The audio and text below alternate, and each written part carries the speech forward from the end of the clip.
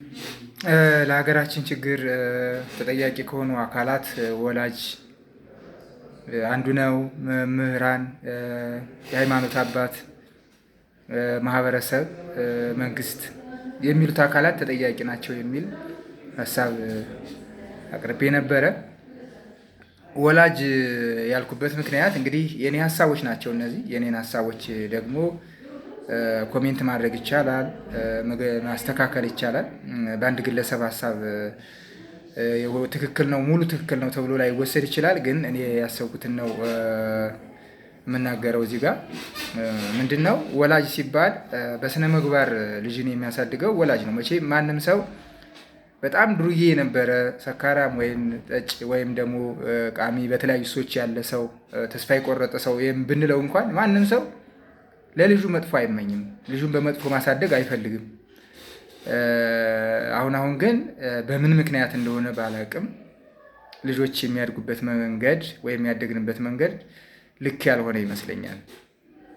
ምክንያቱም ልጆች ሞዴሎቻቸው ወላጆቻቸው ናቸው። ለመጀመሪያ ጊዜ እስከ 14 ጥናቶች እንደሚያሳዩት እስከ 14 እስከ 16 ዓመት አካባቢ ልጆች የሚቀረጹት በዋናነት ቤት ውስጥ ነው። ወላጆቻቸውን እየመሰሉ ነው የሚያድጉት። ወላጆቻቸው የሚያስተምሯቸውን በየቀኑ የሚተገብሩትን ሆነ ብለው የሚነግሯቸውንና ወይ ደግሞ ሳያውቁት የሚያደርጉትን አክቲቪቲ ነው እንግዲህ ልጆች ሆነው የሚያድጉት። ከዛ ትምህርት ቤት ማህበረሰብ እና መምህራን የሚሰጧቸው ነገር አለ። የሃይማኖት አባቶች የወላጆቻቸው ጋር ያላቸው ቀረቤታ፣ ሃይማኖት ቦታ ላይ የሚማሩት ነገር፣ እንደገና በአካባቢ ማህበረሰብ የሚያዩት ነገርም አለ። ነገር ግን ወላጆች ቤት ውስጥ የሚሰጧቸው ፍቅር፣ ስለ ሀገር የሚነግሯቸው፣ የኢኮኖሚ እንቅስቃሴያቸው፣ የሀቀኝነታቸው፣ ስነ ምግባራቸው በሙሉ ቤት ውስጥ ነው የሚቀረጸው። ሲዋሽ አባቱ በስልክ አሁን ስልክ መቼም ያልገባበት ቤት የለም። ቤት ውስጥ ተቀምጦ ስልክ ሲደወልለት ስልክ አንስቶ ስብሰባ ላይ ነኝ ብሎ መልስ የሚሰጥን አባት ያየ ሕፃን አባቱ ምን ያክል ውሸታም እንደሆነ ይረዳል።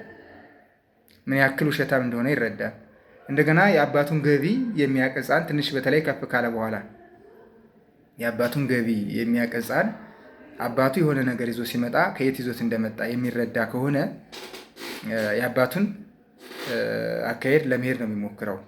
ውሸት የሚዋሽ ከሆነ አባቱ ቤተሰብ ውስጥ ጭቅጭቅ ካለ፣ ማምሸት ካለ፣ መደባደብ ካለ፣ የስነ ምግባር ችግር ካለ፣ ይሄ አሁን አንዳንድ ልጅ የወለዱ ሰዎች ሁሉ እናትህን እንትን ትበል ምናምን የሚሉ ልጅ ሰዎች ገጥሞኝ ያውቃል። እኔ እንደዚህ አይነት ነገሮች ካሉ አጠቃላይ ቤት ውስጥ የሌላን ሰው ንብረት ስለመውሰድ መመካከር ካለ፣ ማሴር ካለ የወላጅ ድርሻ ነው ይሄ። ኢትዮጵያ ውስጥ በሰላም ይኖር የነበረ ሕዝብ አሁን በሊቢያ ታገተ ሰው ሲባል እንሰማለን። በናይጄሪያ በቦኮ ሀራም በአልሸባብ በምናምን ሰዎች ታገቱ፣ ገንዘብ ተጠየቀባቸው ወይም ተገደሉ፣ ተረሸኑ ሲባል እንሰማ ነበር። ግን አሁን ሰዎች ሲታገቱም ገንዘብ ሲጠየቅባቸው ወይም ሞተው ሲገኙ የምንሰማው እዚሁ ኢትዮጵያ ውስጥ ነው። ይህን የምናደርጉት ሰዎች ደግሞ ይህን የሚያደርጉ ወጣቶች እዚሁ የኢትዮጵያ ወላጆች ያሳደጓቸው ናቸው። እንግዲህ በምን አይነት ሃይማኖት፣ በምን አይነት ስነ ምግባር፣ በምን አይነት ቀረጻ ውስጥ እንዳደጉ እንግዲህ ወላጆች ይህን ነገር መውሰድ አለባቸው። ስለዚህ ወላጅ ብዙ ድርሻ አለው አሁን ባለው ትውልድ ላይ።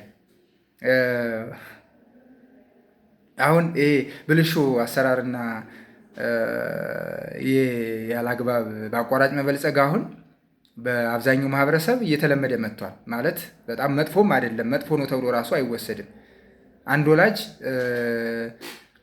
ከአዲስ ከዩኒቨርሲቲ ጋራጁዌት አድርጎ የመጣ ልጅ